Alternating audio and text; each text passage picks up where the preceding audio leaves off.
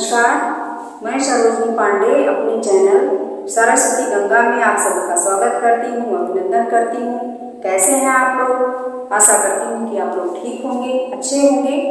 और आज मैंने पढ़ाया था भाषा क्या होती है, भाषा कितने प्रकार की होती है, ये सब हमने पिछले वीडियो में कवर कर लिया है। और भाषा चूंकि इसलिए मैंने पढ़ाया था क्योंकि भाषा का सबसे पहले हमें ये जान लेना जरूरी है कि आखिर व्याकरण हम पढ़ने जा रहे हैं तो हम किसके लिए पढ़ने जा रहे हैं। तो हम किसी न किसी भाषा के लिए पढ़ने जा रहे हैं और हमारी भाषा है हिंदी। तो हमने हिंदी के बारे में, थोड़ी भाषा के बारे में पहले जान ली है। और अब मैं अपनी भाषा को अच्छे से पढ़ने के लिए व्याकरण का शुरुआत करती हूँ। तो व्याकरण आज हम जानेंगे व्याकरण होता क्या है, किसे कहते हैं व्याकरण, उनके कौन कौन से अंग होते हैं। ठीक है, तो ये सारी चीजें हम जानेंगे। तो चलिए शुरुआत करते हैं। व्याकरण शब्द की उत्पत्ति, व्याकरण शब्द की उत्पत्ति जो है वो बी उपसर्ग, आ उपसर्ग, ये दोनों उपसर्ग है इसमें, क्री इसमें धातु है, ये भी उपसर्ग है और ये भी उपसर्ग है। ये जो है इसमें ये धातु है और ये जो है ये प्रत्यय, ल्युट प्रत्यय है। ठीक है, अब ये जैसे मान लिया हम व्याकरण लिखते हैं, व्याकरण लिखते हैं तो या कैसे बनता है, यानी कि ई से या बनता है, ई बराबर या होता है, ई बराबर क्या होता है, या होता है। अब हम इसमें अगर या को ई में बदल देते हैं तो ये यहाँ पर ई आएगा, यानी कि ई की मात्रा आएगी, वहां पर ई की मात्रा आएगी और ये ऐसे लिखा जाएगा, वी लिखा जाएगा। ठीक है, यानी कि अब यह जो है इसे या से हटकर के ई हो गया। ठीक है, यानी कि अगर हम इसका संधि विच्छेद करें तो यही निकल के आएगा बी प्लस, अब इसमें और क्या जुड़ा हुआ है, एक तो बी हो गया। ठीक है, या तो हमने ई में परिवर्तित कर दिया, ई से ई प्लस या बराबर छोटा ई प्लस आ बराबर या होता है, ई प्लस आ बराबर या होता है। ठीक है, तो इसमें ये यहाँ पर क्या है, वी है, तो वी हमने निकाल दिया। अब क्या बचा, अब ये बचा। ठीक है, तो इसको हम यहाँ पर लिख देते हैं, ये क्या है, बड़ा आ है, जिसे हम कहते हैं आ से आम, बड़ा से आम, तो यहाँ पर बड़ा है। उसके बाद क और रे, यानी कि ये क्या है, यहाँ आधा कै हो गया, यानी कि क्री धातु है, यहाँ पर क्री धातु है, केलेरी क्री धातु हो गई। क्री का मतलब होता है काम करना, करना। ठीक है, क्री माने करना, तो क्री धातु हो गई। और उसके बाद यहाँ पर क्या छुपा हुआ है, ल्युट प्रत्यय छुपा हुआ है, जो कि मैंने अभी ऊपर यहाँ पर बताया हुआ है, ल्युट प्रत्यय छुपा हुआ है। ठीक है, जब हम प्रत्यय पढ़ेंगे तो वहां पर मैं आप लोगों को समझाऊंगी कि प्रत्यय कौन कौन सा होता है और क्या होता है। यहाँ पर मैं आपको थोड़ा सा बताती हूँ ल्युट का मतलब क्या होता है, कहाँ पर इसका प्रयोग किया जाता है। देखिए, जहां पर अन आता है, अन आता है, अण आता है, वहां पर ल्युट प्रत्यय का प्रयोग होता है। ठीक है, तो ल्युट का मतलब क्या होता है, अन होता है या आय होता है। ठीक है, अब यहाँ पर ये अन जैसे ये क्यों हो जाता है, अण क्यों हो जाता है, इसमें व्याकरण में अण क्यों हो गया है, व्याकरण में ये अण क्यों हो गया है, यहाँ अण हो गया है, अण अण क्यों हो गया है, क्योंकि यहाँ पर रे है, अगर रे रहेगा तब वहां पर नए नहीं लिखा जाएगा, तब आरे लिखा जाएगा। रे की वजह से इसका ल्युट जो है वो आरे हो गया है, ना कि नए, यानी इसकी जगह पर आरे हो गया है यहाँ। ठीक है, तो ल्युट का मतलब क्या होता है कि इसकी वजह से ल्युट प्रत्यय जहां पर होता है वहां पर अन जो है आदेश होता है, अन का आदेश। तो यहाँ पर अन आदेश होता है, यानी ये, ठीक है, इसका आदेश होता है। लेकिन रे है चूंकि यहाँ पर क्री में क्या है, क्री में क्या है, आर है, ठीक है। अब ये रे यहाँ पर रे आ रहा है, ये वाला रे यहाँ पर आ रहा है, इसकी वजह से जो न है इसका आदेश हो जाता है आड़े, यानी कि इसकी वजह से ये आड़े बन जाता है, जबकि यहाँ पर न होना चाहिए। क्या होना चाहिए? न, ये होना चाहिए, लेकिन इसकी वजह से यहाँ पर इसको जो है आदेश हो जाता है आड़े, यहाँ पर आड़े बन जाता है, ठीक है। अब आ रहा होगा समझ में, तो मैं इसको मिटा करके फिर से लिखती हूँ।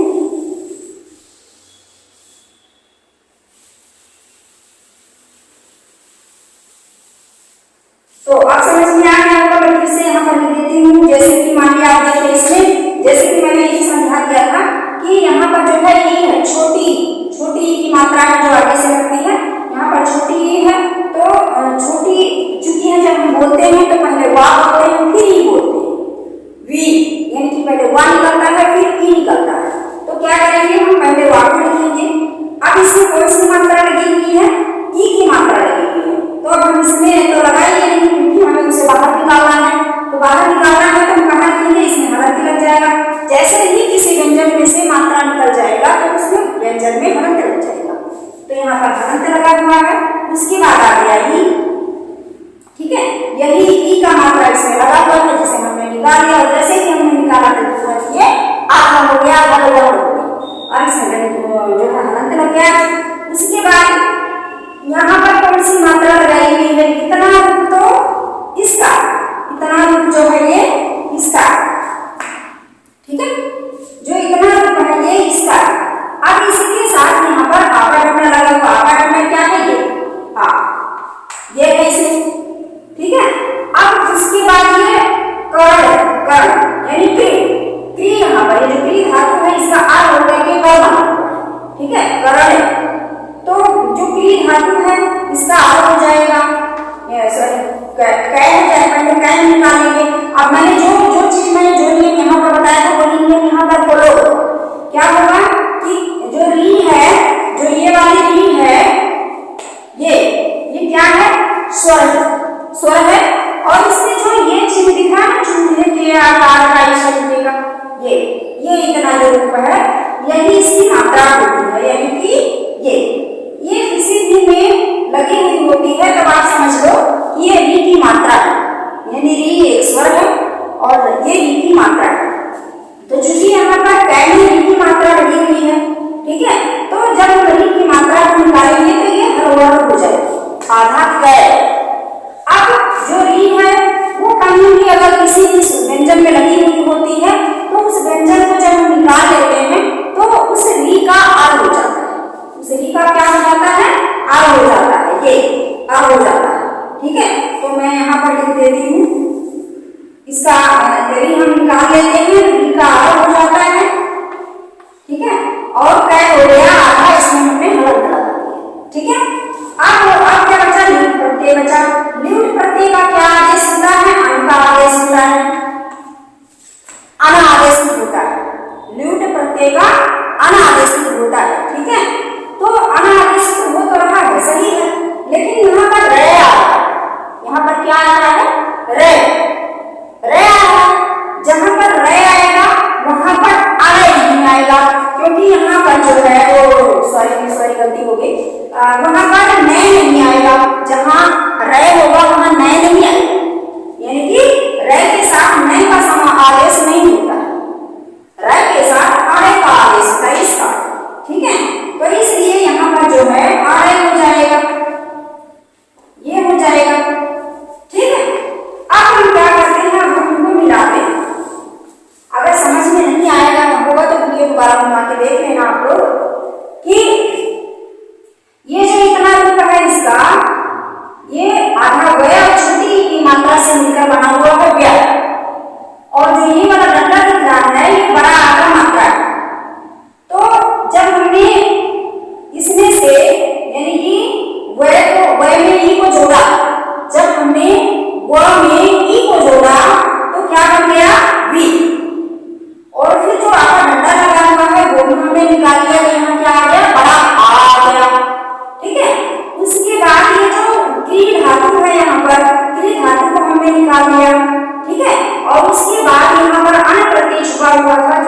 निकालकर यहाँ पर बाहर लिख लिया है। अब हम इसको मिलाएंगे कि अब इसका व्याकरण रूप कैसे बनेगा। तो देखिए ऐसे बनता है।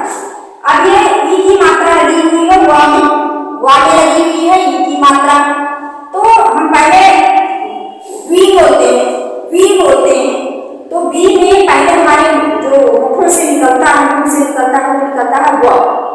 पहले वा निकलता है फिर ई निकलता है, यानी कि पहले व्यंजन आता है फिर स्वर आता है। तो पहले हम यहाँ पर व्यंजन लिखेंगे। तो व्यंजन चूंकि आधा हो जाएगा, हलवर्ग हो जाएगा, लेकिन होता ही हलवर्ग है। अगर मात्रा उसमें ना जोड़ा जाए तो व्यंजन ही कहलाता है।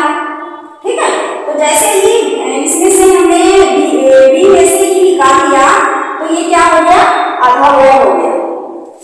ठीक है, इसके बाद ई आई तो हमने ई को भी पे लिख दिया, अब बाद में जोड़ेंगे। ठीक है, अब ये जो डंडा लगा हुआ था ये वाला इसमें मैंने यहीं पे लिख दिया। उसके बाद ये त्रिधातु है। अब त्रिधातु चूंकि मैंने अभी बताया है कि री से मिलकर री की मात्रा जो होती है ये वाली इससे बना हुआ है, कै में री की मात्रा लगी हुई है। तो हम क्या करेंगे कि कै को अलग कर लेंगे री की मात्रा से। तो कै को जब जैसे ही हमने री की मात्रा से अलग किया तो ये आधा हो गया, व्यंजन हो गया। उसके बाद जो री है वो उसका अर्थ हो जाता है, हमेशा अर्थ हो जाता है गुण संधि के कारण। संधि पढ़ूंगी तब बताऊंगी। ठीक है, गुण संधि के कारण ये अर्थ हो जाता है, री का अर्थ हो जाता है। ये मैंने यहाँ पे लिख दिया, आगे अर्थ हो गया, इसको यहाँ पे लिख दिया। उसके बाद जो ये प्रत्यय लगा हुआ है ये है लिंग प्रत्यय। ये प्रत्यय में पढ़ेंगे हम बाद में।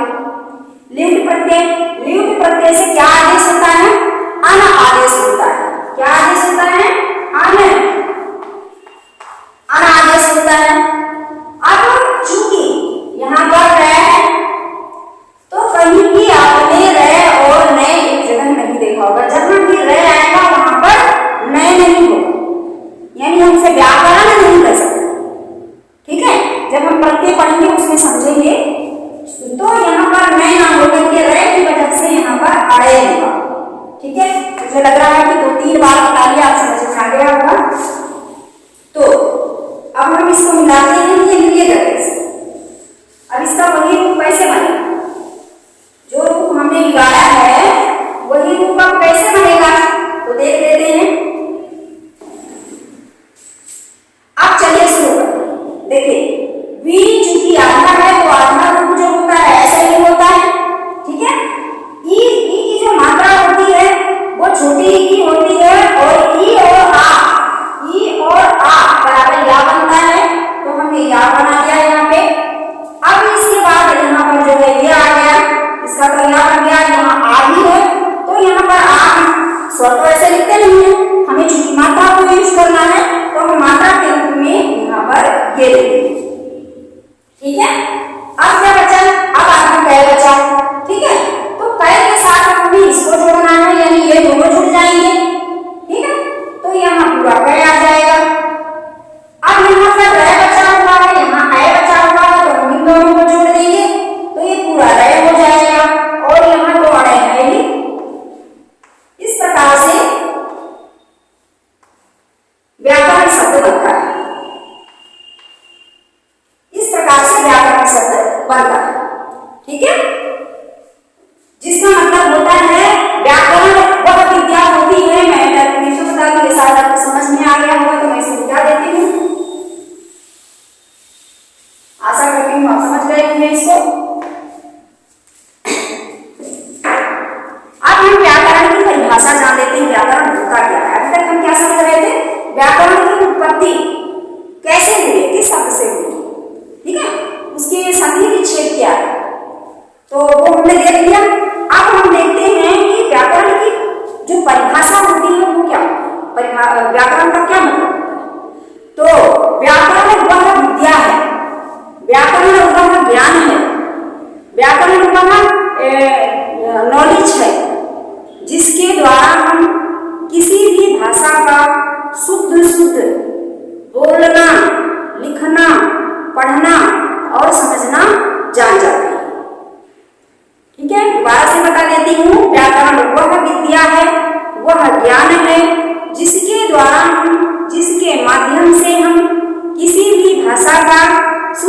शुद्ध बोलना, पढ़ना, लिखना और समझना जान जाते हैं, समझना आ जाता है।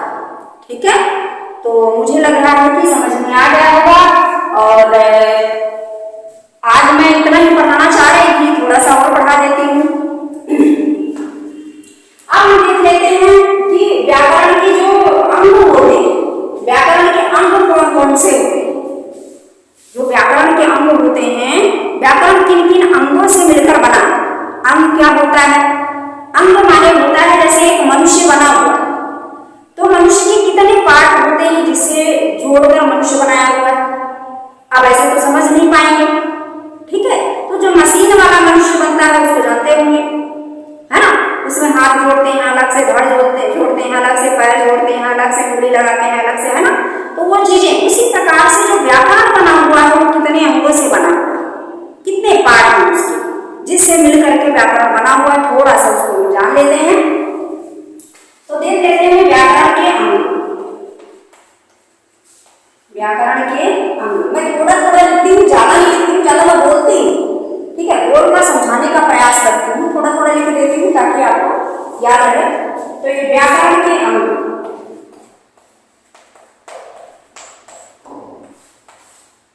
ठीक है, कौन कौन से होते हैं। नंबर 1 वर्ण विचार, नंबर 1 वर्ण विचार, नंबर 2 शब्द विचार, नंबर 2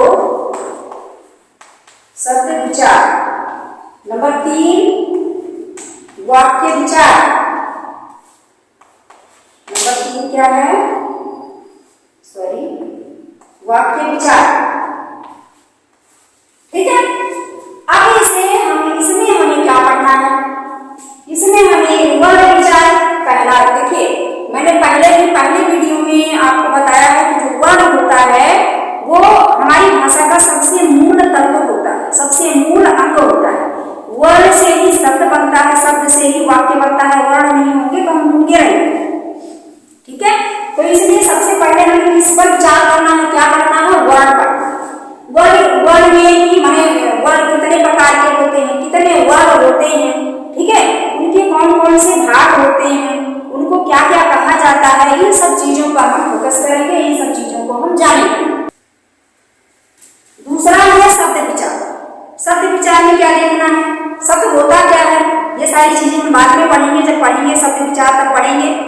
शब्द का मतलब होता है वर्णों के मेल को शब्द कहा जाता है। एक छोटा सा परिभाषा है जो मैं अपने मतलब जहाँ बच्चों को पढ़ाती हूँ तो उन्हें बताया करती हूँ कि जो वर्ण होते हैं, जो ध्वनियां होती हैं, ध्वनियों के मेल से वर्ण बनता है, वर्णों के मेल से शब्द बनते हैं, और शब्दों के मेल से वाक्य बनता है, और वाक्यों को जब हम एक जगह लिखते हैं, लिपिबद्ध करते हैं, उसे लिपि कहा जाता है।